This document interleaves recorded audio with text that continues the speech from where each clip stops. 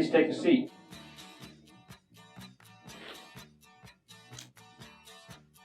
Well, Mr. Running, tell me about yourself. I'm kind of a night person. I really don't need a job that's demanding on punctuality or something, or stuff. I'd like a job where I can be on the computer so I can check stuff out throughout the day. And I hope you have a great dental program. I need to get one of my teeth fixed. And is there a dress code or something? Why should we hire you? I have a great way with people. Do you have any questions for me? No.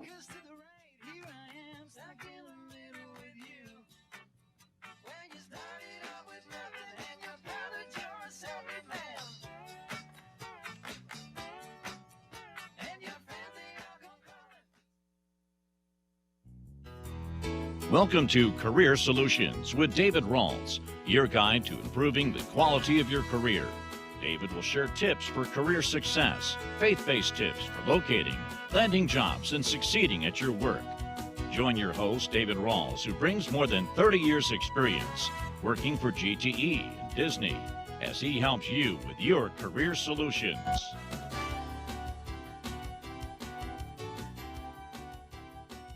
Well, hello, welcome to Career Solutions. Thank you, appreciate that, appreciate your being here.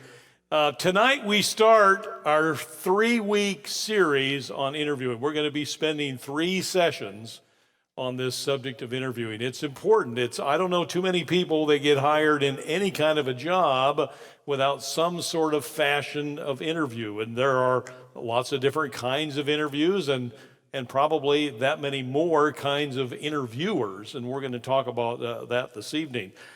I'm going to focus on 2 things in this first interview session. I want to talk about the preparation and your need to prepare for the interview, both why it's important and what you can get out of that preparation, and then what you need to put into the preparation.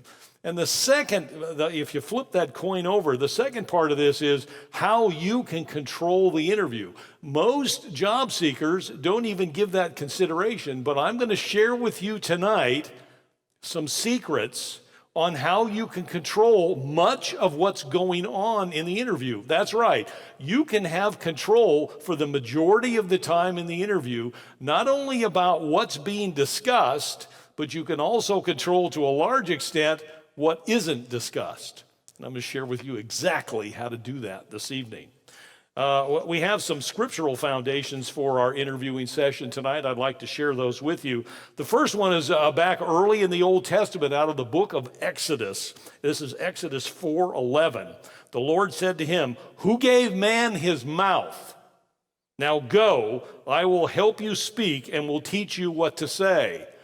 If we draw on the strength and the wisdom, the love and mercy and grace of our Lord, we can get a lot of what we need to get up and outside of us and have it coming out of our mouths. Now, some of that's going to come through practice and preparation, and that's what we're going to rely upon for a great deal. The Lord will teach us what to say.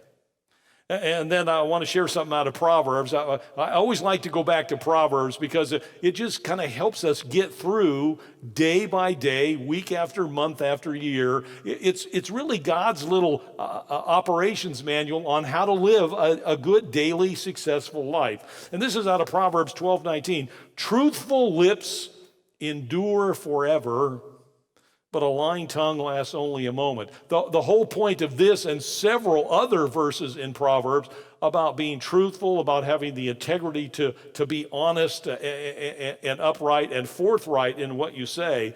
This isn't just about being truth in what you say. This is about using the spirit of truth in terms of how you answer questions and how you give people a view of who you are. You know, we can lie by commission. We can lie by saying the wrong thing. We can also lie by leaving important things out.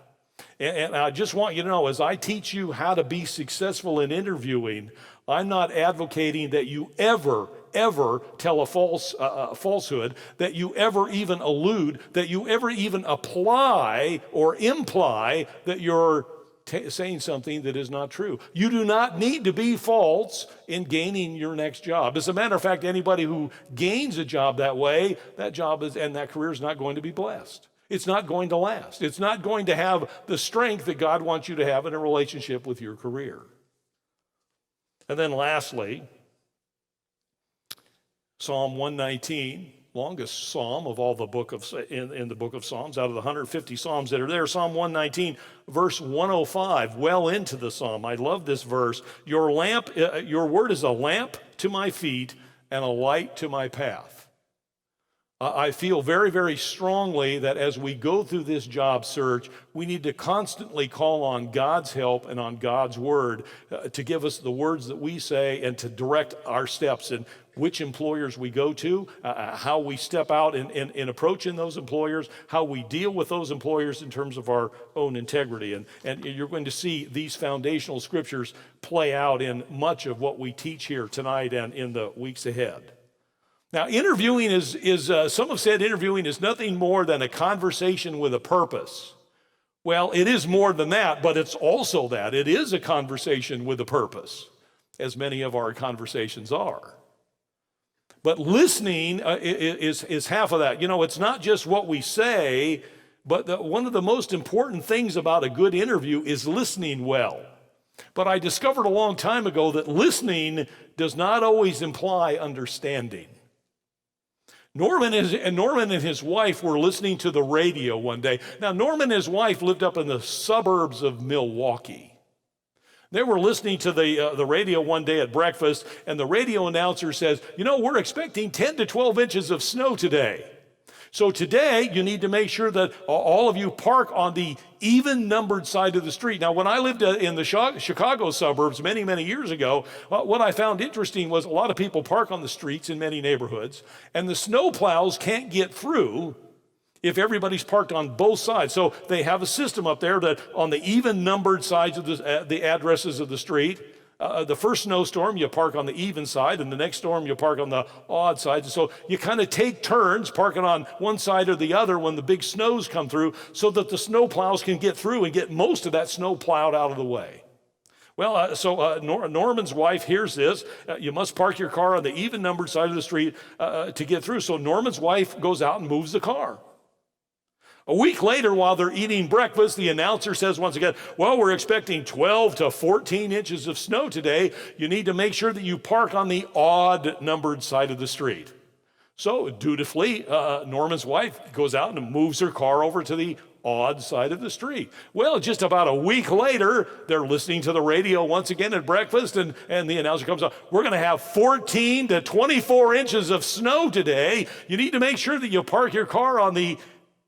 And the radio goes dead. The power is lost. And the announcer is cut off mid-sentence. Norman's wife begins to panic. She says to Norman, I'm not sure what should I do. I don't know whether I'm supposed to park on the even or the odd-numbered side of the street. Norman just shakes his head in disbelief.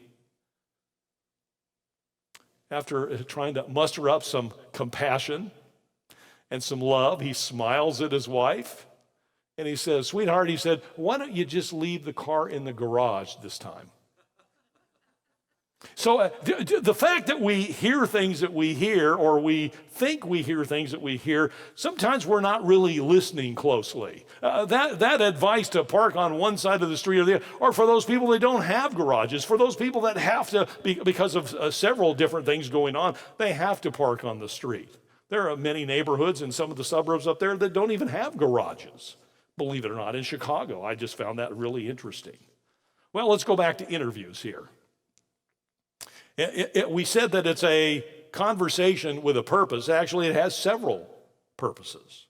The first one, of course, is perhaps what many job seekers think about. We want to sell ourselves. Yes, we're in the process in this interview of causing somebody to want to bring us on board in their company. So we're selling the attributes and the benefits of bringing us to work as an employee. But there's some other things that we need to be doing to be the most effective interview candidate that we could be. And I want you to make sure that you focus on these other four things as well in each and every interview. The first one is, this is a learning opportunity.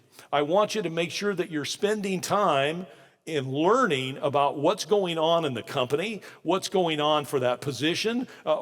Learn some things about the hiring manager, the person who's potentially going to be your boss. Learn some things about the other people in the organization that might be your peers, your internal customers. Learn some things about the product and the business and the financial success of the organization. So there's a lot of things that you want to walk out of there with that you might not have had when you went in. You see, if you get a job offer, wouldn't you like to have enough information so that you could say with a great deal of certainty, this is a place where I want to work, or this is a place where I probably won't be real happy very long? Now, this is what amazes me. Most job seekers think that this is a one-sided operation. They think that they're going to be under the bright lights, they're going to be grilled for an hour or two. If they pass muster, if they can get through the gauntlet, they're going to be lucky enough to get a job offer, and then they find out 3 months, 6 months. I can't tell you how many job seekers I've talked to that lament even saying yes to the job. Now, part of the reason that they're in the wrong job is they didn't do some of the things that they should have done in the interview process. Like learning enough to be able to say, I really appreciate your job offer, but this is not for me. There are things about this that don't fit with who I am or where I'm going or what I'm hoping to get out of my next work. We'll come back and deal with that in more detail. We also need to learn in step 3 here, we need to learn what the employer is hoping to get out of this relationship with you. What are they seeking? Oh, they've advertised for, perhaps you responded to a posting and they advertised for somebody to be a project manager. That can mean 100 different things in 100 different companies. There's no generic project manager. Every company thinks of something different in terms of what they want out of many jobs. An admin assistant, for example, we think of, the old secretary job, the admin assistant. You talk to 20 admins that work in 20 different organizations, and they're all doing something different. Some of them have tremendous responsibility. Some of them have very little. Some of them are making big decisions. Some of them are making no decisions. Some of them have a very narrow, all they do is answer phones. Some of them are doing they travel with the company. They're making major decisions almost as an extension of their boss. So what is it are they seeking in the job that you're interviewing for? You need to find that out. Wouldn't it be terrible if you said yes to a job and then 2 weeks into it you realize they're expecting much more from me than I thought I was going to have to give? Well, you mean you want me to work 12 hours a day and be available on the weekends?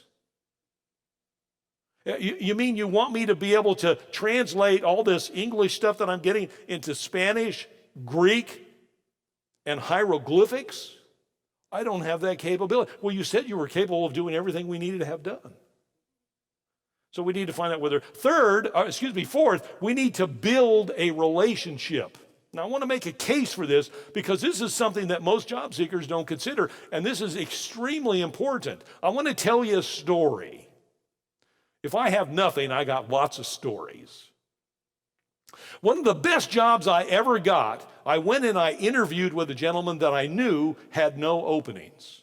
I knew before I even set up the meeting with him.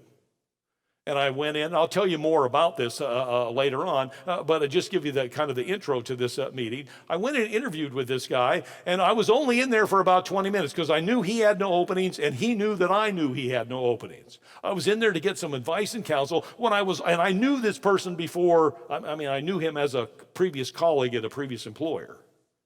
So we had some kind of a relationship. The point is, we had a relationship.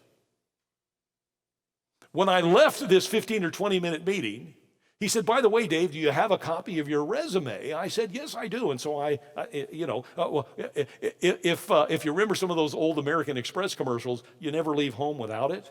Well, if you're a job seeker, I'll guarantee you shouldn't go anywhere. The grocery store to get your hair done, take the garbage out to the curb. You shouldn't go anywhere without having a good, clean, crisp resume right with you. If you're not doing that, I want to encourage you to start doing it right now. You'll be amazed if you start doing this right. You'll be bumping into people that are asking for copies of your resume. Back to my story.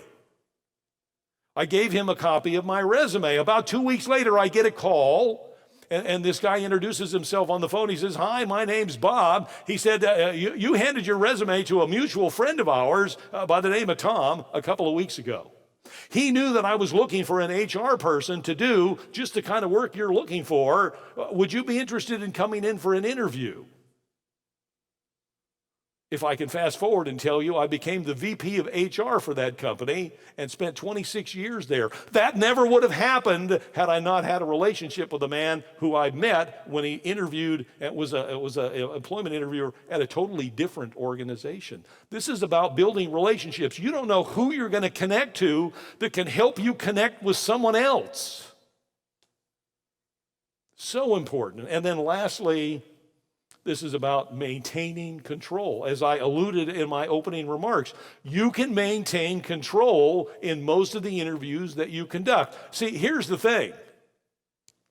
Most of the people that you talk to in interviews can't do near as much preparation for the interview as you can. And I'll come back to that in a second. Let's talk about your preparation. One of the things you want to do is gather information. As you're preparing for the interview, you can go to the company website now. When I was interviewing, there weren't company websites. I had to call people. You can do that too. You can call people that work inside the company. Just call. You don't have to know them to call them. If you're looking for a finance job, you call and ask somebody who works. Let me talk to somebody in the finance department. What do you want? Let me talk to the accounts receivable department head. Let me speak to the payroll supervisor. It doesn't matter. Let me speak to the admin for the CFO. And you'll be amazed at how many people will actually talk to you and give you information about what's going on in the company, what's going on in their department, what's going on in their jobs. You can even say to them, you know, I'm in a career transition myself, and I actually have an interview coming up in your organization. Would you mind sharing with me a little bit about what you think about the culture? What do you think about the workload? How long you been? What do you think about being an employee there? You'll be amazed at how much people will share if you just ask politely, courteously, energetically, in a friendly manner. And for those people that won't share, you hang up, you call back, you ask for somebody else, because most of them are going to give you information. Now let's go back to the internet. If you're interviewing with Tom Jones, who's the manager of this department, you go in and look him up on LinkedIn.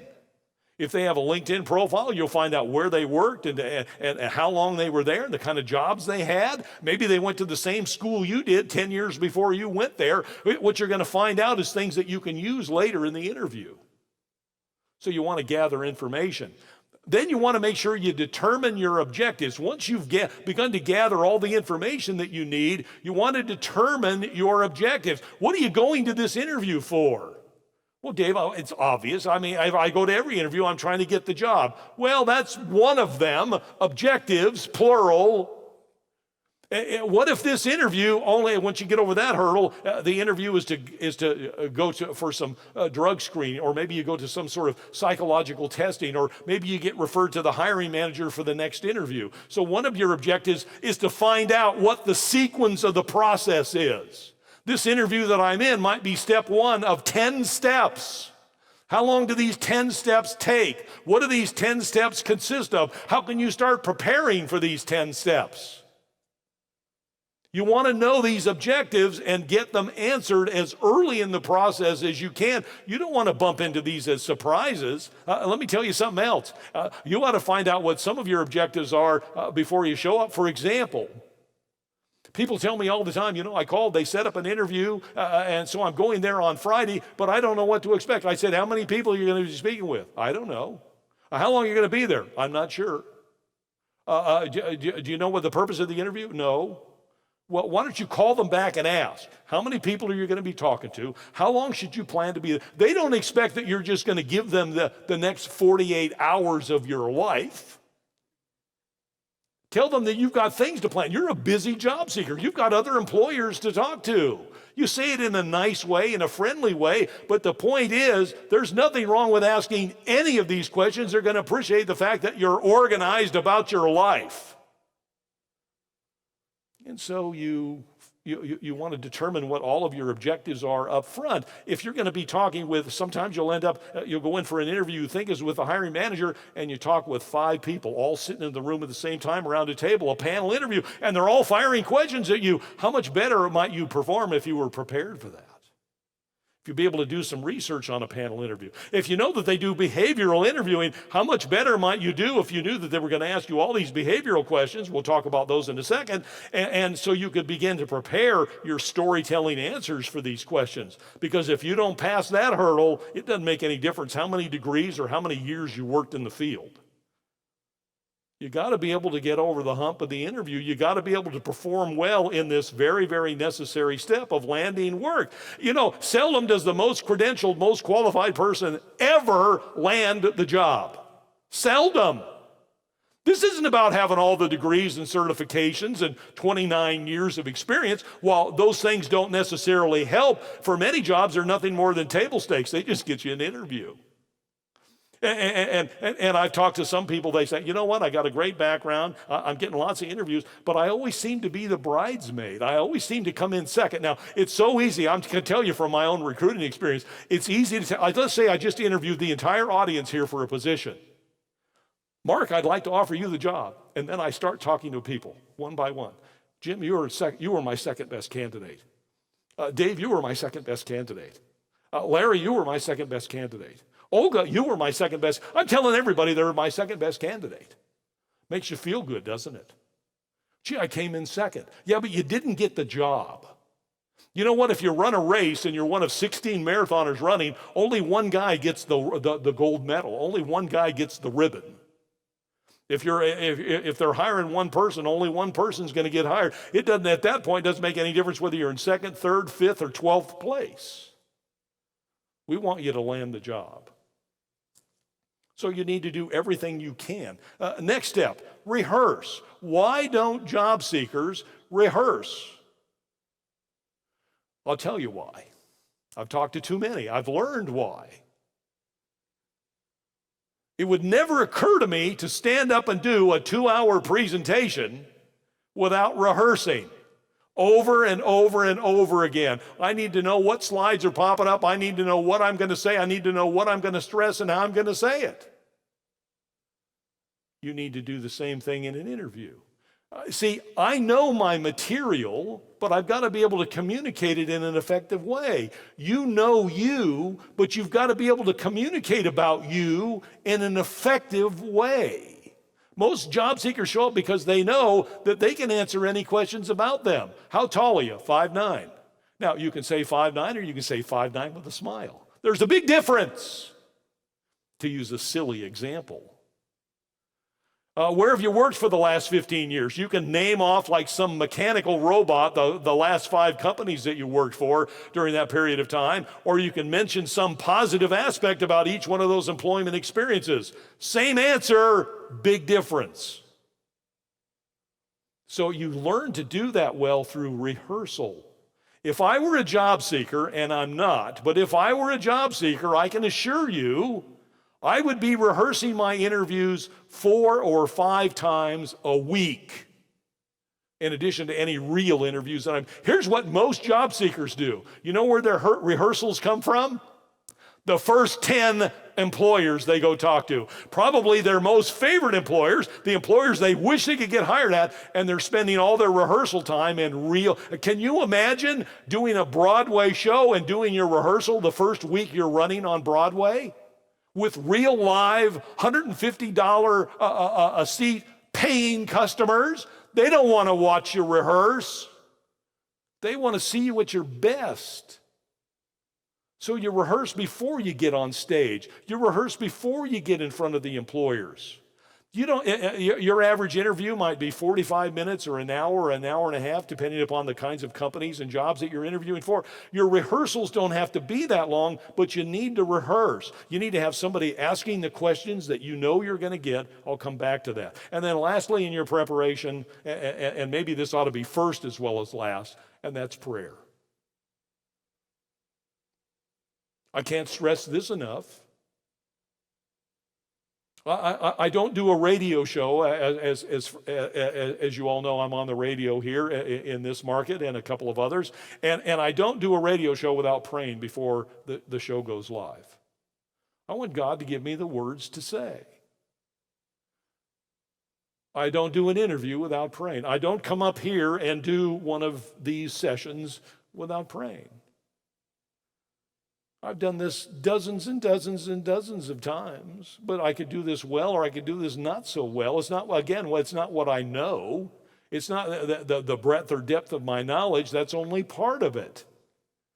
I want God's power when I'm standing up here. I want God behind me. I want God on my team when I'm involved in something where I know I'm being evaluated and judged by anybody who's listening.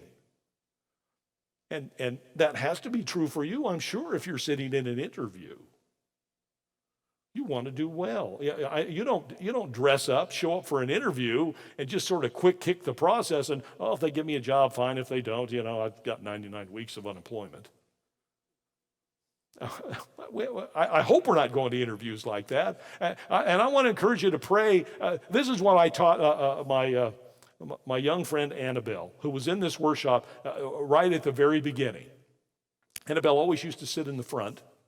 She was very eager to learn. She was employed, but she was looking to step up to a little bit better job. She thought she was being underpaid in where she was working, so she wanted to do the same kind of work, but for an employer that would appreciate what she brought to the table. And after several weeks of Annabelle going through the class, Annabelle came in and she had a smile from ear to ear, and she gave me a little card, and I opened it up, and it was a thank you card. And she said, "Thank you, David, for all," I'm paraphrasing now what it were. "Thank you for all that you've taught here in the class." She said, "I just want you to know that what you taught worked." Well, I looked at her and I said, "What worked?" She said, "Prayer." She said, "I did exactly what you said, David." She said, "Before the interview started, I prayed. I prayed in my car when I arrived at the employer. Then when I got in the interview, between questions, while the interviewer was asking me questions, I'm sending up she called them bullet prayers. And I've never forgotten that term. She said, "I'm sending up bullet prayers to the Lord for guidance and direction, being that lamp unto my feet in every word that comes out of my mouth." She said, "When I got done with the interview, I went out to my car and I prayed before I even stuck the key in the ignition and drove home." She said, "When I got home, there was a voice message on my telephone with a job offer from this employer with a $20,000 a year pay increase over what I was making in my previous job or my current job." She said, "Prayer works." I said, "You're darn tootin', it works." I want to encourage you to invoke God's power through prayer. Now, we know that what we say has consequences. In an interview or in any conversation for that matter, the words that we say have great power. Scripture tells us that words have the power to build up and encourage. Words have the power to kill and destroy. Words have consequences. Let me share this story. A cowboy appeared before St. Peter. This is a theoretical story. We don't really know who's at the gates, or if there even are gates, do we? A cowboy appeared at the pearly gates with St. Peter there, and St. Peter asked, "Have you done anything of particular merit?" The cowboy thinking, well, this is probably part of my entrance exam to even get in here. So he said, "Well, one thing I can think of." He said, "Yes," he said, "on a trip out to the Black Hills in South Dakota, I came upon a gang of bikers. They were threatening a young woman. I directed them to leave her alone. But they wouldn't listen to me. So I approached the largest, the most tattooed, the most obnoxious biker of them all. I smacked him in the face, I kicked his bike over, and then I ripped his nose ring right out of his nose. I yelled, 'Now back off, or I'm going to kick the crap out of you.'" St. Peter was impressed. I mean, he was really impressed. He said, "When did this happen?" The cowboy answered, "Oh, just a couple of minutes ago."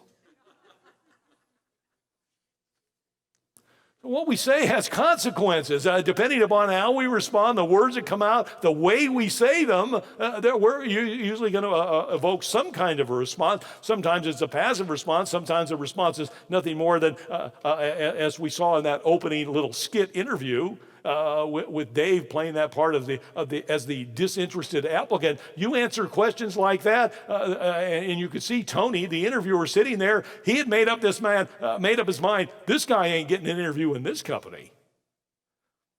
There indeed was a reaction. It was a mental one, but it was a strong one.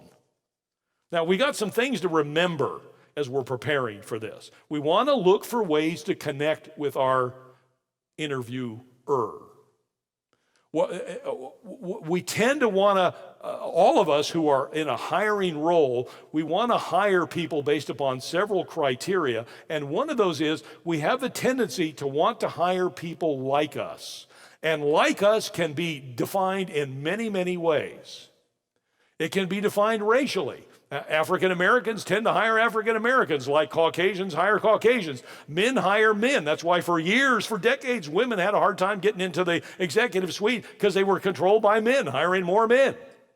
Women have a tendency to want to hire women. Short people hire short people. Tall people hire tall people. Young people hire young people, and old people hire old people because we tend to want to be around people like us. It's human nature. You can go back into primeval times and see, all the 7-footers, the Watusis, they all hung around. They didn't hang around with the 2.5-foot pygmies. They weren't anything like those people. They were 7 feet tall. We tend to hang around people that have likenesses to it. Sometimes it's physical likenesses. Sometimes in modern society, it might be career things that we have in common. It might be hobbies that we have in common. Bikers like to hang around bikers. Volleyball players like to hang around volleyball players. Would you agree with that? Sure you would. We tend to most often, that doesn't mean we don't try and break into new circles, but generally speaking, we like to find people and hang around people that have things in common with us. So what are the commonalities? And again, a lot of this comes in your research. Just remember, as we're looking for things to remember, I need to back up here. It's not about you, and we want to look for ways to connect with them. This is about them. This is about if you think that your resume or your interview is about you, you're wrong. Some of you may have read probably one of the largest, most prolifically sold books, Christian books of all time, written by Rick Warren, Purpose-Driven Life. Nod heads, okay, if you've read that. Sold over 30 million copies now in many different languages. I don't remember all the things that were in Rick's book when I read it some 8 or 9 years ago, but I'll never forget the first sentence in the first chapter in the first paragraph. Because his first sentence reads, and if I don't have the exact words, I'm darn close. He said, "It's not about you." Not. We need to get over ourselves. It's not about the interview. It's not about us. It's not us just telling our story. It's showing the interviewer how we fit with them. They are the center of the interview, not us. And it's only those people that finally get that start having successful interviews. Next, not only are interviewers looking for the technical competence. Do you have the certifications, the degrees? Do you have the capability to, if you need to learn and use certain tools, can you use those proficiently? That's only half the battle in any job. The other half is cultural fit, the social skills that sometimes call. There are some organizations where you can be very, very proficient in the job, but because you don't fit, they don't want you. You don't last. It's not just about, they're both important. You need to have the competence, but you can't just stop there. There are a lot of people that have technical jobs, and they have very technical backgrounds with a lot of technical competencies, and they think that alone should get them hired. That isn't enough in most organizations, and it certainly won't sustain you for the long term. We need to find organizations where we're good fits. I mean, think about it this way. Most of the people that are going to be good fathers and good mothers will be good fathers and good mothers. But they all won't necessarily be good fathers with the same woman or good mothers with the same man. They need to fit together. It's important that in all of these human circles, the family circle, the employment circle, the friend circle, that we fit with these people. That's why we're looking for commonalities. We also need to learn how to be observant. We need to learn how to be hyper observant when we're in an interview. We need to be, from the moment we walk in for an interview, we need to be watching people, how they interact. We need to see what's hanging on the walls, what's important culturally in the company. We need to be looking around, and we need to be observant, not just with our eyes, but with our ears as well. It's going to aid us in terms of how we answer the questions that we're being asked. Another thing we need to remember is that you are equal to. God is no respecter of persons. You're equal to everybody. It doesn't make any difference how old you are, how tall you are, how much education you have or don't have. You're equal to everybody, and you need to accept that about you. God knows that about you. He doesn't like anybody in this room any better than anybody else. He loves us all immensely. You are equal to everybody. You may not get the job, but as an individual person, you are equal to. We're equal in God's eyes for sure. Good times and bad, employment or not, married or not, father or mother or not, educated or not. And then remember, lastly, good selling. While we're selling ourselves in an interview, good selling involves excellent listening. I don't know any good salesman in any profession selling stocks and bonds, selling pharmaceuticals, selling automobiles, or anything else, selling a service. They can't sell anything unless they're good listeners. I'm sure you've all heard this. God gave us 2 ears and one mouth for a reason. We're supposed to be listening a lot more than we're talking. And I just want you to know, while I'm doing a lot of the talking during this presentation, I'm listening like crazy. I'm watching what you guys are doing. I watch when you yawn, when you nod off to sleep. Wake up, Dave. I'm watching when you're smiling and when you're frowning. I'm listening to the feedback that I'm getting with every sentence that I say. I'm not looking at the back wall. I'm not looking at the cameras. I'm not looking at the seats. I'm looking at y'all because we're having a conversation. Good selling involves good listening. We need to listen with our ears, we need to listen with our eyes, and we need to listen with our hearts. Those are all important things to remember. All right, let's talk about, I mentioned this, controlling the interview. Wow. Controlling the interview is so very important. Think about this. Sometimes controlling the interview is action. Sometimes it's activity. Things weren't going well that Sunday. The young minister was preoccupied with thoughts of how he was going to ask the congregation to come up with more money than they were expecting for repairs on the church building. To further complicate things, he found out that the regular organist, the church organist, was homesick, and a substitute organist had to be brought in at the last minute. The substitute wanted to know what to play. Well, here's a copy of the service, he said impatiently, but you're going to have to think of something to play after I make the announcement about the finances. After the choir's anthem, the minister came to the pulpit and said, "Brothers and sisters, we face a great challenge today.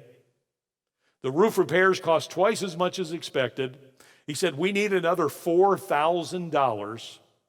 Any of you who can pledge 100 or more, please stand up." At precisely that moment, the quick-thinking organist played a stirring rendition of the Star-Spangled Banner. And that is how the substitute organist became the permanent organist. We've got to be very, very conscious of what's going on, and we've got to be able to respond to what we're hearing and seeing and what's going on around us in terms of our observation. Let's go back to controlling the interview. These 3 90s all mean something.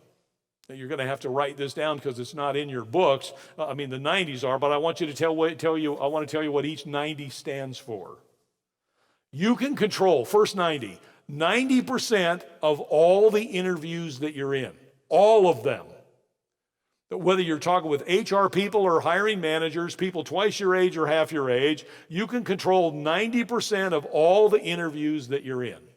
Why is that? Because you have much more time to prepare than they do. When they scheduled an interview for you, they might not have looked back at your application or your resume for weeks since that interview or days since that. You know, when they look at your resume again, because they've got a stack of them, they're going through one interview after another, and finally it's your turn. You're sitting out in the waiting room. They pick up your resume, give it a quick glance, walk out, introduce themselves, and bring you in. You've had hours or days to prepare for this interview. You ought to be in control if you've done your preparation.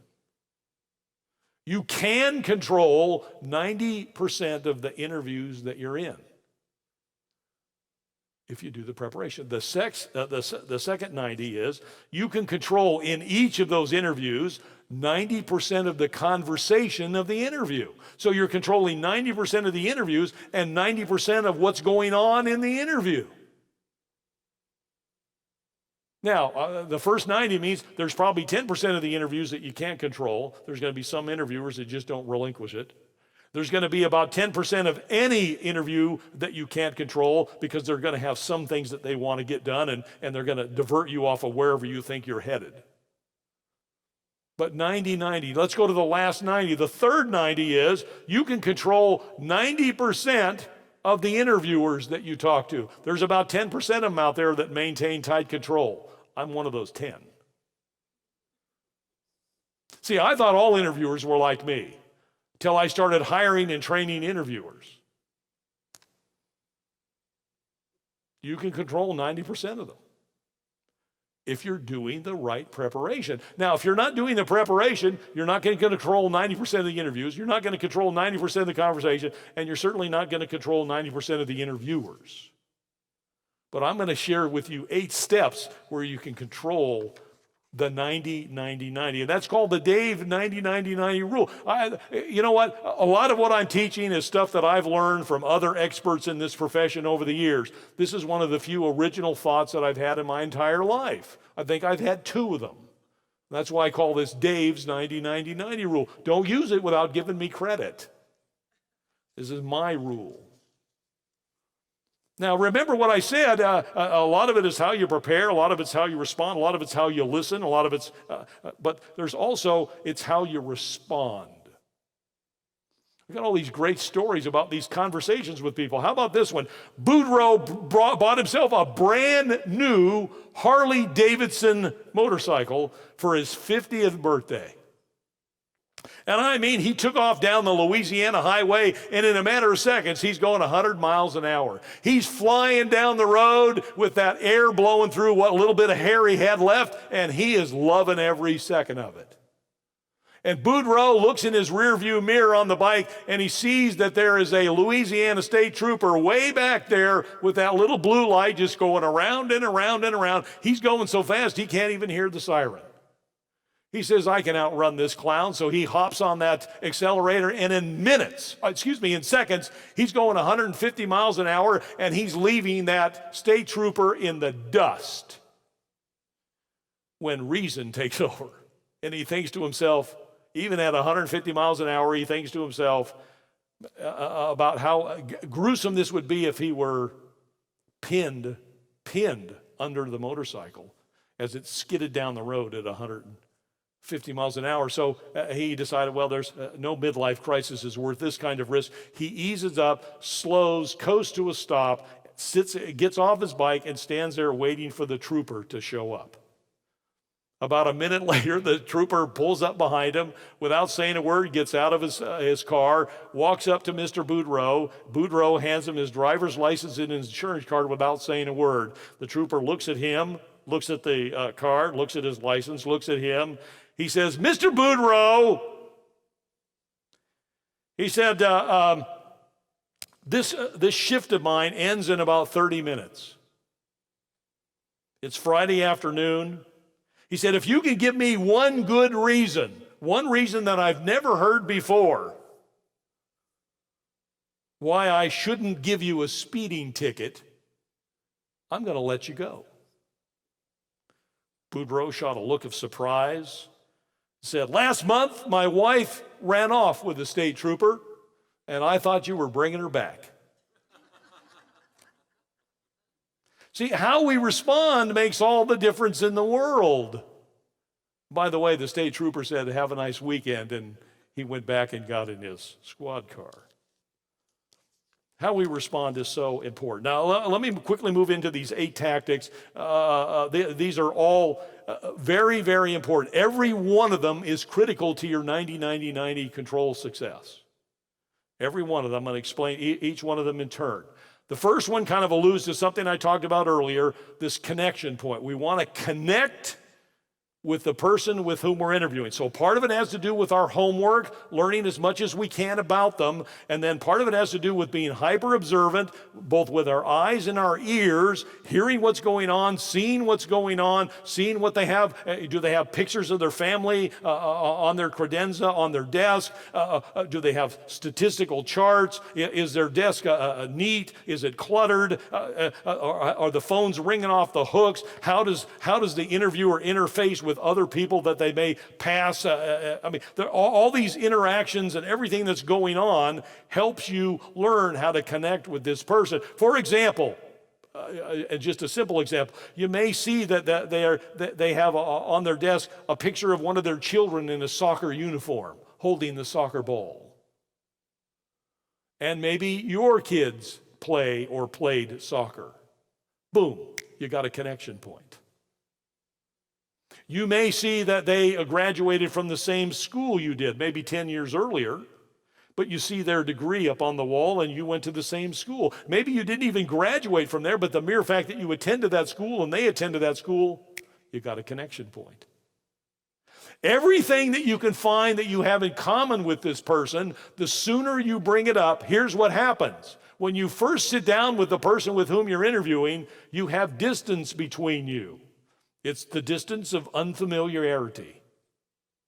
You find that you have something in common with your children or your children's sports. Moves you closer together. You find out that you have an educational commonality. Moves you closer together. You find out that you both have similar experiences in terms of one of the employers that they worked for Lockheed Martin in 1992, and you worked for Lockheed Martin in 2004. Moves you closer together. Every commonality that you find out that it can be the silliest of things. You find out that they're bald when you walk in and you meet them, and you're bald, close together. You don't even have to bring that one up. They like you just because you got the same hairdo they have.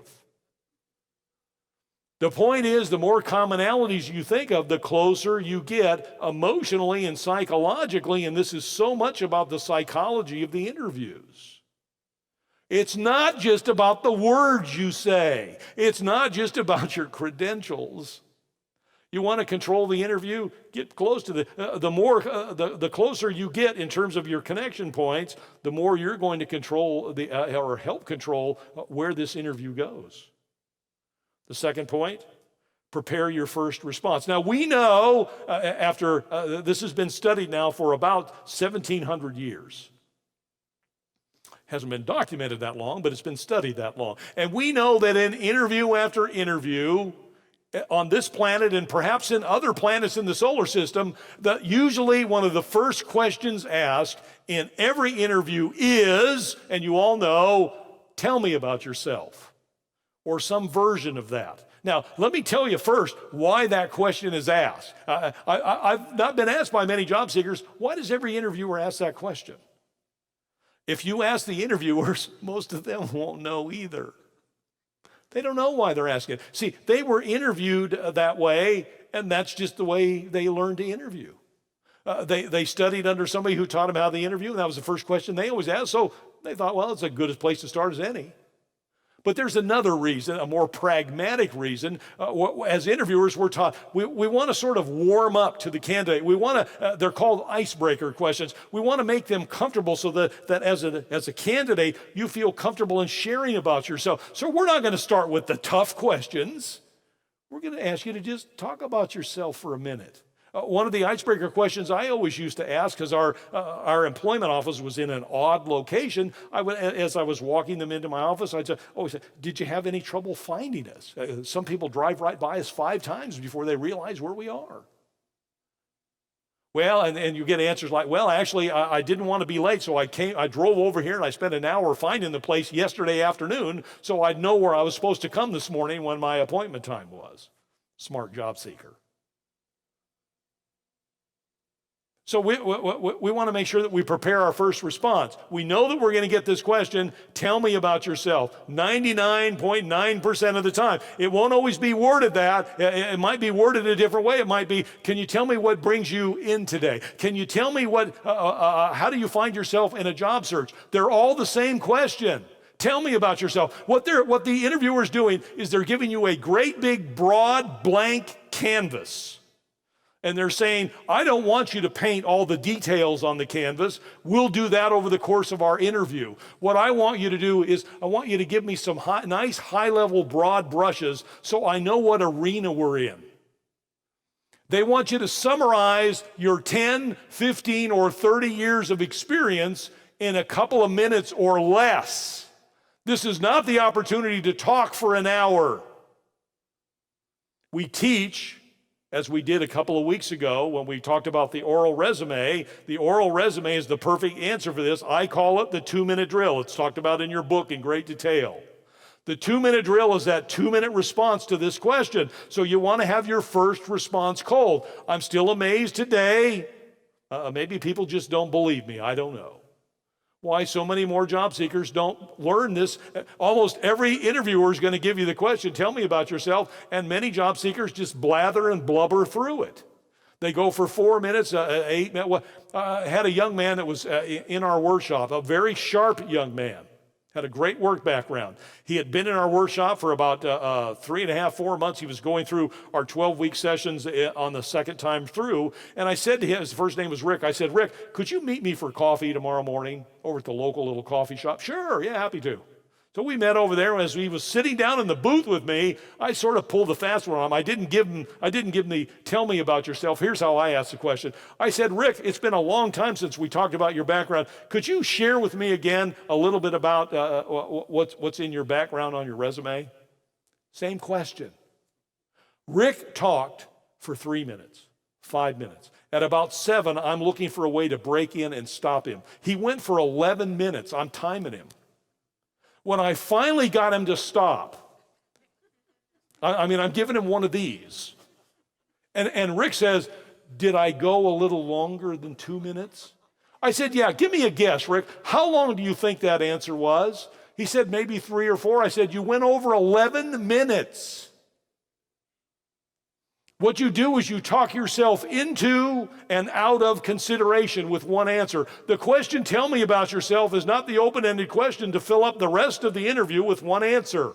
That's not what they're asking for. They're asking for a nice, quick summary. Why do they want the summary? So they know. This is why it helps you control the interview. Once you give them the broad brush overview, you help dictate where their follow-up questions are going to be. See, they didn't prepare for your interview. They don't know what to ask. They don't know what to talk about. They've got it in front of you and in front of themselves. They've got your resume and they're not even spending a lot of time looking at that.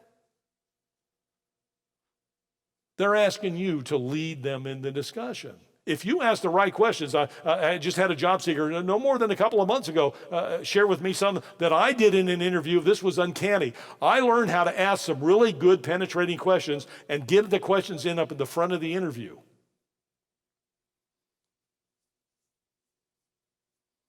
And I asked a potential boss, a vice president, a couple of key questions about his background. He talked for 58 minutes. I gave one answer, and he talked for the rest of the interview.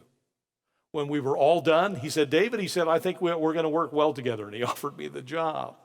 I learned much more about him than he learned about me. which was important for me because he was asking me to move from sunny Southern California to Chicago. And I wanted to make darn sure it was the right job. Now, I'm not here to disparage Chicago, but when you grow up in sunny Southern California, there's some things about Chicago when they ask you to move on January, in the first week in January, there's some things that are not particularly appealing. So we want to make sure we insert that good first response. It helps control where we're going. Now, I'm not here to teach that response. It's that 2-minute drill. You talk about your pre-career, your early career, your recent career, and your future career. Each one of those gets about 30 seconds, and it's in that nice, structured, well-rehearsed answer that you help dictate where the rest of the discussion goes. Next point. At the end of the 2-minute drill, we always suggest you insert your first open-ended question for them. What does that open-ended question do? Well, when are we most nervous in an interview? At the beginning. I mean, we got so much blood stored up in our head, we're turning 16 shades of purple. When we can ask a good question and they start talking, it gives us a chance to let the blood drain out of our head so we can start thinking again. So we ask a good open-ended question. What else happens when we ask an open-ended question? We might learn something that will help us answer some of the future questions. If you ask the right question, here's a good open-ended question. Some of you might want to write this down. Ask a question like this at the end of your 2-minute drill. What are some of the key things that you're looking for the incumbent to do if they get hired in this job in the first 3 to 6 months? Wow, you're getting them to help paint a picture of what they see most important in the early stages of your employment. Is that going to help you in terms of how you mete out your first several answers as they start asking you about your background, experiences, and strengths and skills? You bet it will. So, and the third thing that it does is it immediately sets the tone that this interview is going to be a two-way interview. You're interviewing me to be an employee. I'm interviewing you to be an employer. And you have every bit as much right to choose your employer as they have to choose their employee. You do not have to say yes to the job offer. And let me say this, I'll say this again next week and the week after and the week after that. Every job offer that comes to you from an employer is not a job offer from God. He wants you to be discerning about this. There are going to be some employers that want you because of what you bring to the party, and they don't have enough to return to you in terms of what your value is to them. They don't have enough pay. They don't have enough patience. They don't have enough kindness. They don't have enough love. They don't have enough grace. They don't have enough forgiveness. They don't have enough of a lot of stuff that you deserve as an employee. They don't have enough of a future opportunity for you. You need to be discerning about that. So if you're asking questions, they're asking questions, you're both going to be learning. I used to say to candidates that I interviewed with, I want you to learn as much about me and this company as I expect to learn about you, because if I offer you a job after all this process and you say yes, and you discover 3 to 6 months into this job that this isn't the job for you, that I'm not the boss for you, I'm going to be really angry. Because I'm spending a lot of time to see if you're the right person, a lot of energy to see if you're the right person, a lot of money to see if you're the right person. I want you to do the same. This needs to be beneficial to both of us, or it isn't going to last. You ever proposed to a woman, lied about your background, and then as the truth came out 2 or 3 years after you got married, how long did that marriage last? Don't answer that question. Step number 4, we'll want to make sure that we're listening. There's 2 listening steps here, 4 and 5. First, we want to make sure we're listening with care. Then we want to make sure we're listening with patience. Then we're going to, I'm going to give you more detail on these in a second. We want to make sure that we explain your purpose in being there, and then you want to sell yourself as a solution to the, and then the last but not least, kind of the closing part of this, you want to make sure that you let them know that you want the job. You can't assume that they know that. Let me go back through all these. We'll go through a couple of these real quick because I've talked about some of this. The commonalities in the connection. What are those commonalities? I mentioned some of them. It could be family commonalities. It could be education. It could be work experiences, employers. It can even be the kind of clothes you wear. I read somewhere that if 2 men show up at a party and they're both wearing the same outfit, this wouldn't work for women, by the way, but if 2 men are wearing the same outfit, they might become lifelong friends. because of the fact that they see themselves as thinking alike. As you think of these connection points, as I said, it closes the gap, and then you can start focusing in on not who you are, but then how you begin to fit the culture. The more you're like this person, the more you're already being seen as the person that fits in the organization. Second one, let's go back to the first response. What's the likely first question? Tell me about yourself. What's your first response? The 2-minute drill. It needs to be results oriented. We don't care about what you did nearly as much as we care about how well you did it. Well, I made travel arrangements for my boss. Yeah, but how many times did your boss get waylaid somewhere because you sent them to the wrong country? We want to know how well you did. I used to be proud of we had a receptionist, switchboard operator, receptionist. She was fantastic. She made everybody who came into the building feel like $1 million the way she treated them. When the phones rang, it didn't make any difference how many incoming lines we had. She never let any person calling in sit for more than 2 rings. She was proud of that. She worked there for 4 years and never had a sick day.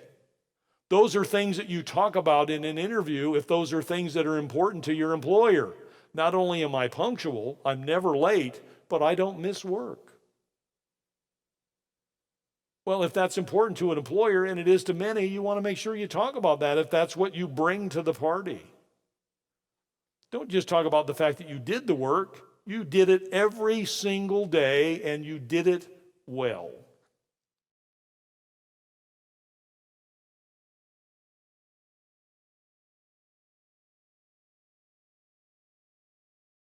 Okay, our next point number 3, as I already mentioned, is inserting your own open-ended questions. We want to make sure that we set the stage that this is going to be a dialogue, a two-way conversation. Now, when I talk about the questions, here's a couple of finer points that can help you. Write your questions out in advance. And now we're going to talk about this again next week, so I'm not going to go into a great deal of, but you want multiple questions. Matter of fact, I'll just say it easily now, and I'll tell you how you come up with these next week. You should have a minimum of 25 questions written down. 25 questions written down on paper. I'm going to tell you how powerful that is. I have seen people get hired amongst candidates where there were 4 or 5 finalists. I've seen the job go to the person who opened up their portfolio, and when they said, "Do you have any questions for me?" and they showed their interviewer that they were prepared and interested enough. I just spoke with 2 recruiters yesterday. I asked the question, what impresses you most about candidates? This is on my radio show. I said, what impresses you most about candidates in the interview? And one of the 2 recruiters said, when they come prepared and they've got their questions written down. It's powerful stuff. Why more people don't do it, I don't know. But if you do it, you're going to be in the rare atmosphere. You're going to be one of the few that does, and it speaks volumes. Let's go to the 4th point real quick. We want to listen with empathy. This is that first of the 2. Listen. We want to listen for clues and and watch for cues. This is about listening. You've heard that expression, read between the lines. I want you to listen between the lines. I'm going to go into this in much greater detail next week of how important listening is, how powerful listening can be, because sometimes you answer the words of the question and you miss the entire spirit of the question. It's not just the words, it's also the spirit. Sometimes your interviewers ask one question and they mean to be asking something else, and you need to be listening good enough to be able to translate to what it is they're getting at, not what it is they ask. If you're one of those literal people that always answers the letter of the question, you're not going to get many job offers, because many interviewers struggle with asking it the right way. So we want to listen and watch. We want to listen with our ears and listen with our eyes. Do you know, this has been studied for years and it's been documented, that when we are communicating with each other orally, like I am now, do you know that only 7% of what is communicated is the words that are coming out of my mouth? Only 7%. 93% of what's being communicated by any person talking to another person is the nonverbal stuff. It's not just the words, it's the tone of the words. It's the volume of the words. It's the gestures, it's the eyes, it's the smile, it's the body language that communicates. Somebody ever said to you when you ask them, are you having any problems? And they say, no, I'm not having any problems. Well, I mean, how contradictory is that? They say they're having no problems. They can't even look you in the eye. Your wife said to me, your wife says to you, Ben, you say, honey, is anything wrong? And your wife says, no. Now, clearly that word and that tone do not go together. What's communicating more to you, the tone or the no? The tone. You know there's something wrong by the way she communicated that. And so we need to be very cognizant of our body language. How many of you, when you're sitting in an interview, are consciously able to think about the hand gestures you're using? How many of you are consciously able to think about whether or not you're standing still or moving around? How many of you are able to think about your posture? How many of you are able to think about whether you're smiling while you're talking? No, most of the time while we're talking, all we're thinking about is the words that are spewing out of our face. That's not enough. Not if you want to be an effective communicator. We need to be listening and watching and recognizing that they're listening and watching too. So important. 7% of the words, 93% of the tone of the words, the body language, and all the nonverbal stuff that goes around that. Powerful communications. You want to be an effective interviewer, you need to get good at that stuff. How do you do that? Practice. Hearing is not always understanding. On the edge of a small town, there was a big old pecan tree just inside the fence at a cemetery. One day, two boys filled up a bucket full of pecans under the tree. They sat down out of sight and began dividing up the nuts. One for you, one for me, one for you, one for me, said one boy. Several dropped and rolled down toward the cemetery fence. Another boy came riding along on the road outside the fence on his bicycle, and as he passed, he thought he heard voices coming from inside the cemetery. He slowed down to investigate. Sure enough, he heard, one for you, one for me, one for you, one for me. He knew what it was. He jumped back on his bike and rode off. Just around the bend, he met an old man hobbling along on a cane. Come quick, said the boy. You won't believe what I heard. Satan and the Lord are down at the cemetery, and they're dividing up souls. Well, off they took toward the cemetery.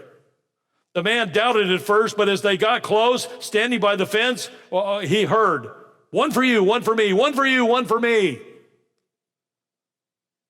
The old man whispered, boy, you've been telling me the truth. Let's see if we can see the Lord. So they got up. They were peering through the wrought iron slats on the fence, trying to get a view of the Lord. They couldn't see anything behind the trees.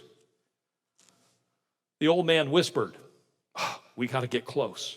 Shaking with fear, they were peering through the fence.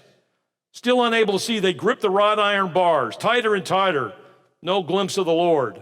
At last they heard, one for you, one for me.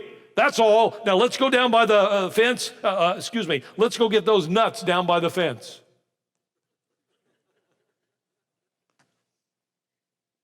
They say the old man was about a lead for about a mile and a half before the kid on the bicycle passed him. Hearing is not always understanding. The words that we hear are not the whole story. We also want to listen with patience. We want to pause occasionally, and we want to, sometimes have you ever been asked a question and you weren't quite sure what the intent of the question was? Now, many times in an interview, we try and bluff our way through. Let me tell you, interviewers see through it. They may not comment about it. They ask you question A and you give them answer B. If you don't understand the question, there's absolutely nothing wrong with doing several things. You could say, would you mind repeating that? I'm not sure I'm getting at what you're asking. That doesn't admit that you're stupid. It might be saying that they didn't ask the question clearly. Or you could say, you could rephrase it. You could sort of parrot it back to them and say, what I think I heard you say in other words, and you say it back in different words. It doesn't do any good to repeat their words if you don't understand what they were asking. So you say it in words that you do understand. If they agree, then you know what the question is. If they don't know, what I really meant was, you want to answer the questions when you understand them, not before you understand them. You got to have the patience to get the question out so that you can deal with the meaning of the question. Want to give that feedback. Test what it is you think you're getting.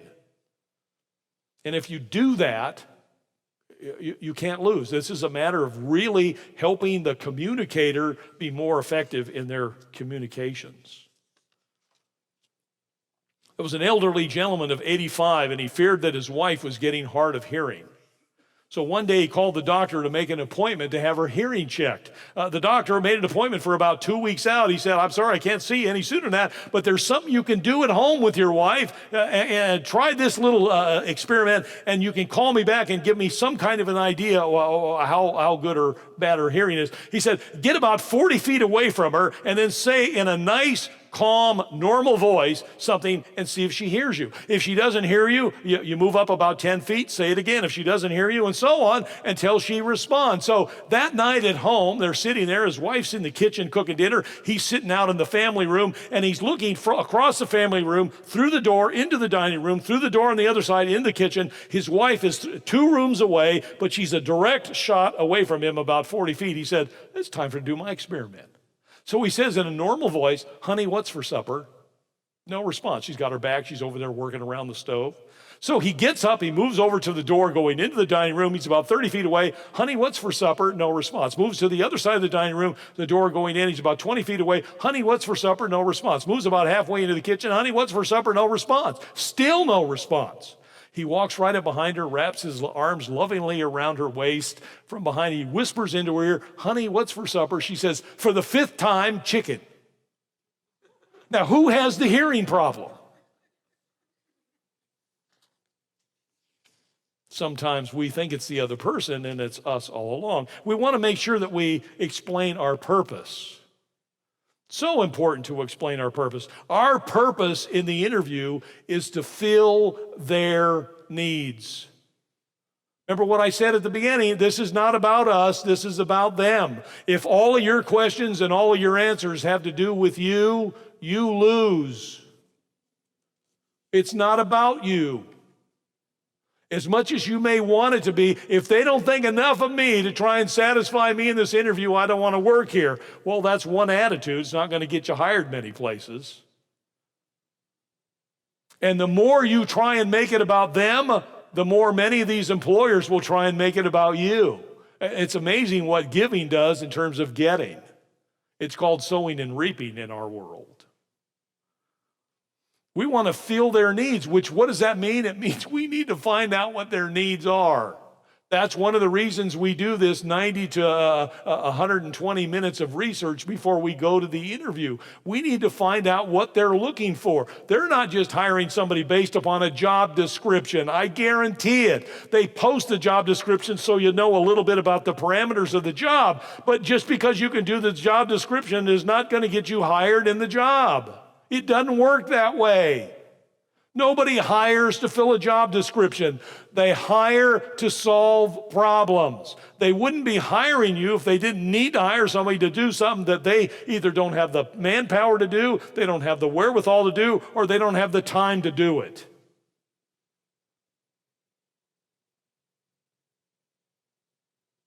We need to fill their needs. We need to show them not just what we bring to the party, but how can they benefit from what we bring to the party? What are the benefits of having us around? I'll guarantee you, the benefit of having me around and the kind of work that I do is you won't have to ask me twice to do anything. The benefit of having me around is if I don't know the answer, I'm going to go find it somewhere. The benefit of having me around is I'm a very collaborative person, and if I can't do it, I'm going to ask 5 or 10 or 20 or 50 or 100 people to help me. And I recognize my limitations greatly, and I have plenty of them, and I want to find people around me that can complement the strengths that I have, not duplicate them. If I'm good at doing A, B, and C, I want to find somebody that's good at doing D, E, and F. I don't need to hire somebody that does exactly what I do. I need to hire somebody that does all the things I can't do. So those are the benefits. You got to share your benefits. What are the benefits of having you? Yes, you have a degree. That's a feature. What are the benefits of your having a degree? Well, you know what? I had to put myself through school. I can figure out a way to accomplish any objective, no matter how tough or uphill it is. That's the benefit of my degree. The benefit of my degree is I learned how to learn. The fact that I have a degree means absolutely nothing to you. I know people that have degrees that can't work their way out of a $7.50 an hour job. Degree doesn't guarantee anything except to the extent that you can apply what you learned and satisfying an employer's needs. And then number 7 is this, we want to sell ourselves at the solution. If we're going to control the interview, if we're going to give them what they want, if we're going to end up getting this job offer at the end, we need to, once we talk about how we understand what their needs are, and we're even willing to ask more during the interview about discovering more of their needs that we weren't able to find ahead of time. Remember this, I don't know very few interviewers that don't believe this axiom. Your previous results dictate your future performance more than anything else. If you were good at doing something 17 times, it's likely you're going to be good at doing it the 18th. If you fail at I used to interview sales candidates many, many years ago for sales jobs in our company. And I used to love it when salespeople would walk in and say, I can sell anything to anybody. I said, tell me about your last job. How many salespeople were in the company? Oh, we had 47 salespeople. Okay, out of the 47, how many of them were along the entire year last year? 46 of them were on the payroll the entire year. Out of those 46, where did you rank in terms of performance? Were you number 1, number 5, number 42, number 46? Well, I was laid off. Why were you laid off? Well, our sales weren't as good as they should be. I love it when a salesperson says they were laid off because sales weren't good. What does that say about their capabilities? So we need to show that we can provide what it is they're hiring us to provide. If you're a salesperson, you need to be one of the best. If you're a communicator, you need to be one of the best. If you're a preacher, you need to be one of the best. If you're a mathematician, you need to be one of the best. And so we want to share the results that we've achieved. You've got to give them concrete results. You want to put results on your resume, you got to turn right around and reinforce those in the interview. Don't tell people just what you did. I had responsibility for answering the phone. I had responsibility for planning my boss's travel. I had responsibility for doing these reports, closing the books, doing this, that. Your responsibilities are next to empty. You got to talk about how well you did them. Tell me about a time when you were given a challenge that you thought was insurmountable. How did you overcome that challenge, and what were the results? Share with me an experience, if you will, where you noticed one of the people that you were working with was violating some company policies or maybe even violating the law. How did you handle that? How did you react to that? Did you say anything? And if you did, with whom did you speak? Tell me about a time when you had a major failure in a job and how you responded to that failure, how you handled that. What's your greatest strength? I'm a great team player. Tell me about a time when you served on a team and your team had a really big objective to accomplish, and how as a team you guys accomplished the objective, to what degree you were successful. Explain that to me. You got to learn how to tell these stories. Those are where the meaningful answers are. This is where you have the impact. Now you're selling you as a solution to their problems. They need team players. Show them how you were succeeding on a team.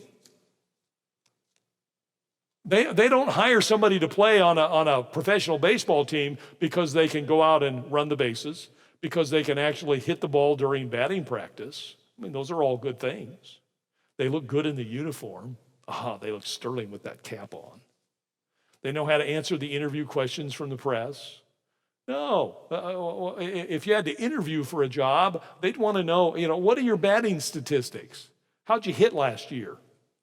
How many home runs you get? How many bases did you steal? How many errors did you make in the field?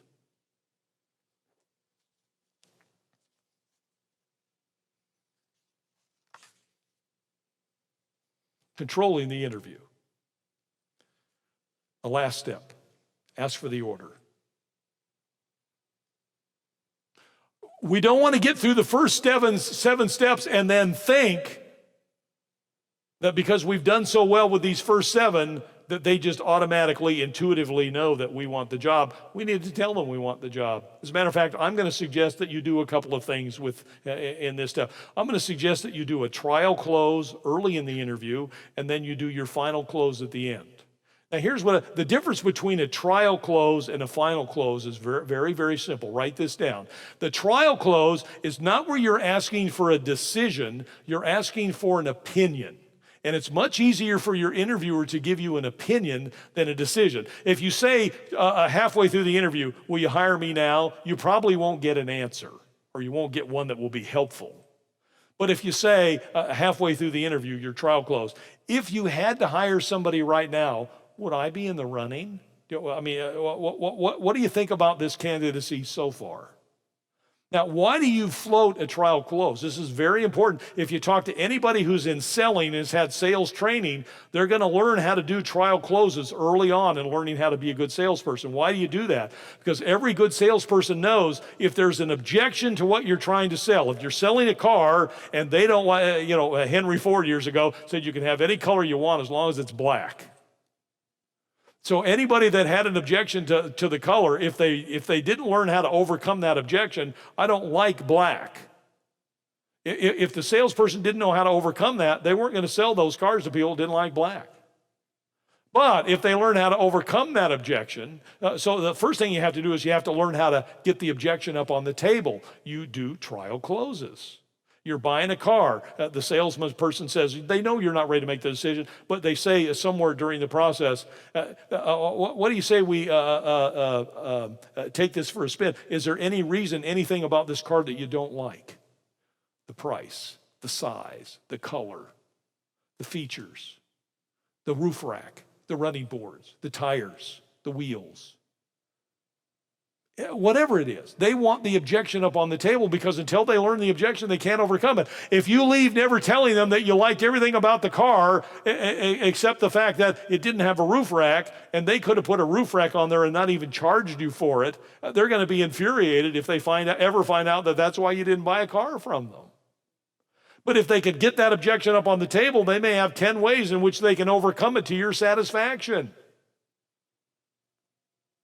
We want to do the same thing when we're selling ourselves for a job. We want to get objections about us. Well, you know what? Here's the objection. You know what? You just don't have the educational level we were hoping to get. Okay, now you know the objection to your candidacy, at least at this point, is education.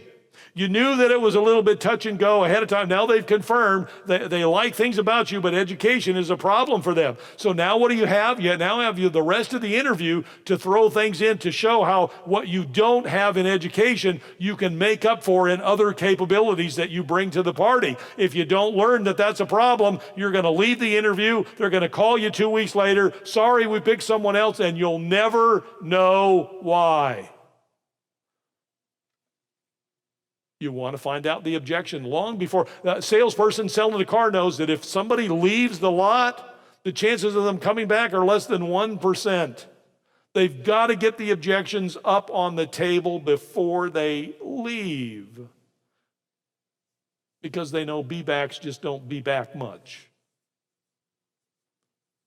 And that's going to be the same for you as a candidacy. They're not going to call you a week later and say, we've really been struggling with the education level.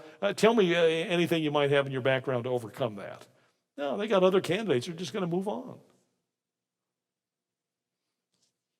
So, how about after the interview? There's things that we can do after the interview to control the interview. Have you ever thought about doing this? Have you ever thought about when the interview's over, and I recommend that every candidate does this after every interview. I'm even going to show you how in a second. After every interview, I'm going to recommend that you go out to your vehicle before you even drive home. You do not take the 15, 30, 45-minute drive home, or if you've interviewed in Boston, you don't fly home and a half a day later sit down and then start to critique yourself. You do this while it is blood fresh in your head.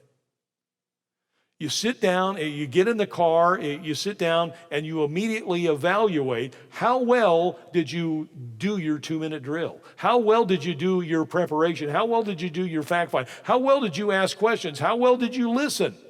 How well did you rephrase or paraphrase questions that you weren't quite sure of? How well did you float a trial close and then ask for tell them at the end of do the final close at the end, I want this job? How about this as an assumed close? Would it be okay if I came in Monday to fill out the new hire paperwork? Just assume you got the job. That, by the way, I've seen people get jobs because they were that, without being arrogant. You don't want to sound arrogant when you say it, but there's nothing wrong with being confident that, given everything you've said, I'm fitting the bill. I'm ready to come and start to work Monday. And I've seen people get job offers because of that. There's a difference between being arrogant and cocky and confident. There's nothing wrong at all with being confident if you know you've got something to be confident about. You've overcome the objections. You've satisfied all their questions. You focused on their needs. You can satisfy their needs. They've articulated their needs. You found out their needs. You've shown how you can overcome. You can be the solution to their problems that they face. So you do your self-appraisal. Now, I want to draw your attention in your manuals. This is the only handout that we're going to focus on tonight. I want you to go in your manuals to handout 8.4. Now, just flip a few pages to the right. The handouts are right at the end of the slides in this section of your manual. And when you get over there, you're going to find a handout 8.4. I want you to go there now. It's laid out landscape, so you may want to have to turn your manual to the side so you can see it. It's called Controlling the Interview Self-Critique. By the way, the price of the manual is worth this one handout. In fact, the price of the manual is worth all of the about 80 handouts that are in here. So you get the return of this manual price 80 times worth. Notice that this is a little self-critique form. You sit down in your vehicle after the interview and you sit down. Here's those 8 points we just went through. You evaluate yourself on connecting with the interview. How well did you connect? Write down this while this is fresh. Did you connect well, mediocre, strongly agree, strongly disagree? What are some things you learned? What are some things, all of us walk out of interviews or any time we're trying to sell somebody on an idea, we walk out and we say, oh, gosh, I wish I'd have said that. Write it down. Capture it.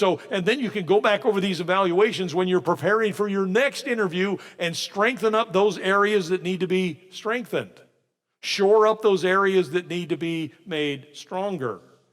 What was your first response? How effective do you think your 2-minute drill was? If you're not sure how good it is, practice it with somebody. Have them evaluate you on the effectiveness of your 2-minute drill.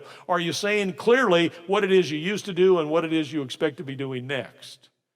In the formula that we give you for your 2-minute drill. And then just evaluate yourself on this handout. Now, let's think about this. The bottom line of all these interviewing tactics is this. Good interviewing skills will not overcome some things. Clearly. The fact that you're a great interviewer is not going to help you overcome the fact that you might have a poor work background. You just may not be qualified to do this job. It's not going to help you overcome the fact that there are some skills or knowledge that you don't possess that are required in doing this job. So I'm not suggesting that if you do all 8 of these steps well, you're always going to win the prize. But I can guarantee you if you don't do these steps well, you probably never will win the prize. Unless you're just the best of the worst interviewing for a $7.25 an hour job. And I don't mean to diminish or demean people making minimum wage, but what I'm talking about is if you want a job that's going to bless you, if you want a job that's got some responsibility, if you want a job that's going to glorify the Lord, if you want a job that's going to play off of all your strengths and capabilities, prepare for it. Be the best that you can be when you go in for the interview. And none of us are naturally great. I'm not talking about somebody who has a great gift of gab. That does not make a good interview candidate. I've blown those people out of their chairs 100 times. The gift of gab people that think they can talk themselves into, they talk themselves into and out of things more than they even know because they're terrible listeners. They're talking all the time. But good interviewing skills will enable you to do some things. One, it'll enable you to better focus your questions once you prepare, and the quality of your questions can have a huge impact. My friend Dave was in this interview. He's become my friend. I didn't know him really before he came to the workshop. Young man, right out of Texas A&M. Came here at 23 years old, just graduated. Came up from A&M, went through our workshop. His mother happened to serve on my board of directors. She suggested it. Dave came. Dave went through each of our workshops, and he went through this session just like you're going through and heard about the importance of asking questions. We had one one-on-one session. We spent an hour together over coffee, helped him kind of fashion out some of the questions. When Dave got to, at the end of 12 weeks, because he was a good networker, things we talked about in our last session, Dave had an interview by the end of the 12th week. His first interview was with HP in their Houston office. So he had to travel out of town, went to Houston. The interview was going to be on a Friday afternoon. So I said to Dave, I said, when you're done with your interview, as you get ready to head back home, call me. I want to know how you did. And so he called me. I said, how'd it go, Dave? He said, he said, I know I made a good impression. I said, how do you know? He said, because when they said, Dave, do you have any questions? I opened up my portfolio. I had all my questions written down. Little space between each one, I had pages of them. I did the 5 questions you ask about this subject and 5 questions about this, and I'll share this with you next week. And he said, by the time I got done asking him all my questions, I knew right then I was really performing well. It'll help you prepare to do the things that you need to do to focus your questions on the kind of questions that you need to ask. This isn't just about asking any kind of questions, it's about asking the right questions. This isn't about the gift of gab. This is about serious preparation. Good interview skills will help you position your background in response to what they're looking for. See, here's what a lot of us need to get a good handle on. We can sell lots of things about us. Many of us have a multitude of capabilities.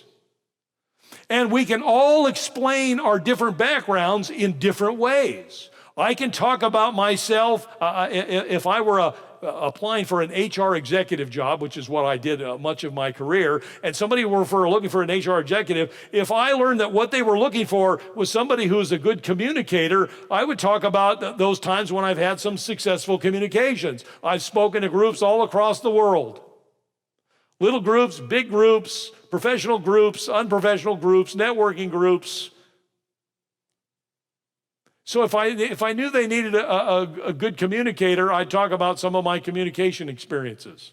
If I knew that they were looking for somebody who understood all the technical aspects of human resources, employee relations capabilities, the whole union relationship, if they were looking for somebody who understood EEO considerations and labor laws and that kind of thing, then that's what I would stress. I was known in my corporation for keeping us out of trouble with the law. That was one of my legacies. Now, maybe they're looking for their HR executive to develop a good, proficient HR team. So now I would talk about, in terms of how I position myself, I would talk about how, with those people that I hired and trained, how many of my staff got promoted over the time I was in that position. I left a lot of leaders behind when I retired from that corporation. Many of them became vice presidents. And I'd like to think I had at least a small role in that. So I would position my strength as not being a communicator. Now my strength is being a role model, being a teacher, being a mentor, being a trainer, being a developer of people. So you take the things that you've accomplished, you find out what the employer's looking for, and good interviewing skills will enable you to position yourself relative to the needs of the employer and make sure that if somebody's looking for a communicator, you're not saying, let me give you my example. I'll share this again next week. Let's say that somebody says to you, excuse me, Tom, tell me about your greatest strength. Ever heard that question asked? Tell me about your greatest strength. And you say, because you kind of liken yourself to, matter of fact, I always use this Superman example. You say, well, I can leap tall buildings in a single bound. You think that is just, yeah, and you really believe that's your greatest strength. Why not say it? Now, you don't get picked. You find out 2 weeks after the interview, they hired somebody else, and you even are able to find out they hired somebody, get this, who's faster than a speeding bullet. And you say, well, I'm faster than a speeding bullet too. But they said, tell me about, well, see, when they use the term like, tell me about your greatest strength, that's not the question. This is just a little introduction to our next session. The real question is, tell me about the greatest strength. Here's the translation you got to go through that has relevance to me as the employer. I don't care about all your greatest strengths that mean nothing in terms of what we need. I need people that are fast. We don't need building leapers. So which answer are you going to give when you learn what they're looking for? You're going to give the answer that, and it has to be true. You can't tell them you're faster than a speeding bullet if all you do is leap buildings. Now you got to go find somebody who's looking for building leapers. But if you possess both, you can answer, you can use the strengths that's important to them. Okay, you get this. Here's the neat thing about being fully prepared. The neat thing about this is, the bottom line is, if you are fully prepared, you can enter the interview with confidence without being cocky. You can understand exactly what your role is in the process of the interview. You can be fully prepared, knowing and confident enough knowing that, for example, if you've got your 2-minute drill memorized, if you know how to tell all the stories about your strengths, tell me about a time when, share with me when this happened, when that happened, you know what they're going to ask. Failures, strengths, successes, teamwork, this, that, and the other. You prepare your answers, you rehearse your answers, you say them over and over again until you're comfortable with them. You're going to be so confident when you sit down, knowing when you're most nervous in the interview, knowing that likely first question is, tell me about yourself. You know exactly what you're going to say to the answer before you even sit down. How much quiet confidence can that give you? You're just going to perform better. You're not going to be a nervous wreck. And that confidence, that success, that whole quietly confident demeanor is going to speak volumes to the people that are interviewing you. Now, in our next session, we're gonna move up a notch. We're going to talk about how to talk about the really tough questions, because you're going to get some toughies. You're going to get questions about compensation you don't want to talk about. You're going to get questions about your failures you don't want to talk about. You're going to get questions that are going to put you in the vice. And if I were to ask every one of you, I've done this too many times to know, every one of you would come up with a litany, a long list of questions you just assume. And it's going to be different for each person. You're going to come up with a list of questions that you hope you don't get in the interview. I'm going to deal with almost every one of them next session, and how you deal with them. There's an effective way to deal with every question you get. Always, always being honest, being credible, having the integrity that God wants you to have. You never have to lie, even imply by omission and untruth, which is right where I started in this session. So we're going to prepare you to handle the tough questions. And then we're going to also prepare you to ask the great questions. Remember what I said tonight, it's not just a matter of asking questions, it's asking the right questions. Because I want you to interview them too. I want you to know as much about your interviewers as they want to know about you. I did a radio program recently where I talked about you have a role in asking questions when you're interviewing your boss. I titled the show, you can find it on our website, Interviewing Your Boss. And I talk about the boss's yardstick, which I mentioned in my book. Again, that's the second of the only two original thoughts that I've had in my life. The first one is the 90-90-90, Dave's 90-90-90 rule. The other one is the boss's yardstick. It's not a real yardstick. It's not that 3-foot wooden thing that we carry around. But the yardstick, it's a metaphor for it's all the things we want in our next boss. It's all the things that once we identify what this yardstick is, it's all the things that we measure the next boss against. And we need to develop the yardstick so we have something against which to measure every potential boss that we might work for. You know what? One of the things that employers are looking at when they see you, they've got not only the written job description, but they've got all those softer things, the soft skill stuff that we talked about, the cultural things, the fit into the group stuff, the communication skills and all that stuff, the demeanor. All that stuff is written down in their mental job description as well, and they're measuring you against something. They're measuring you and all the other people they're talking. You need to be measuring every boss against your boss's yardstick. If you don't have a yardstick and you don't have something to measure them against, you could end up working for the worst ogre that's ever walked the planet.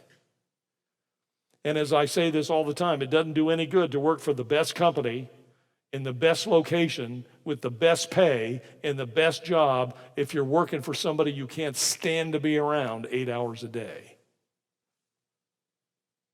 You won't last. You'll be miserable. So we're going to be talking about preparing your tough questions, answers for your tough questions, preparing your own great questions. And this is the first of 3 of our sessions on interviews. Okay, let me pray and we'll finish for this session. Thank you, Father, for each of these that have come. Thank you, Father, for each of these that are watching this in our recorded session. I just thank you, Father, first for allowing me to be part of this ministry, for allowing me to accumulate the strengths and the background, the missteps and the failures, the successes, the relationships that I've been able to experience over my life to prepare me to stand here and talk about these things in terms of having a career and success God's way. I thank you for all that you've taught me in my life's experiences. I thank you for the successes and the failures, the mountaintops and the valleys. I thank you for each one of these that has come to the session, each one of these that has listened to the session. I ask that you would help them discern the things that they need to be doing, putting this into action, that they might take this newfound information and become successful with it. You said that success comes from not just hearing the word, but doing it also. Father, I just hope that they will take this information and do it. And Father, I just ask that you would give them that lamp unto their feet, show them each step that they need to take along the way.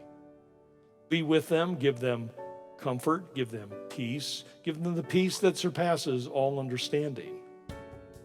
Lead them to where even though they may not be totally sure where the path leads, Father, you just provide that lamp for that next step. Maybe that next job is not the ideal job for them, but maybe it's a preparatory step for the ideal job. When you sent Joseph to Egypt and you put him in prison, that was a necessary step for him to be prepared for what he was about to do to save the nation of Israel, to save his father and the entire clan of Israel. Father, some of us have to go through those kinds of steps, and we bless you for that. We thank you for that right now. We want to take the long view, and we want to rely upon you for each and every step that we take. Be with us now as we go. Give us a successful time to implement the things that we've learned in this session, and bring us back for the next, as we anticipate what you have to share with us. In Jesus' name, amen. Thank you.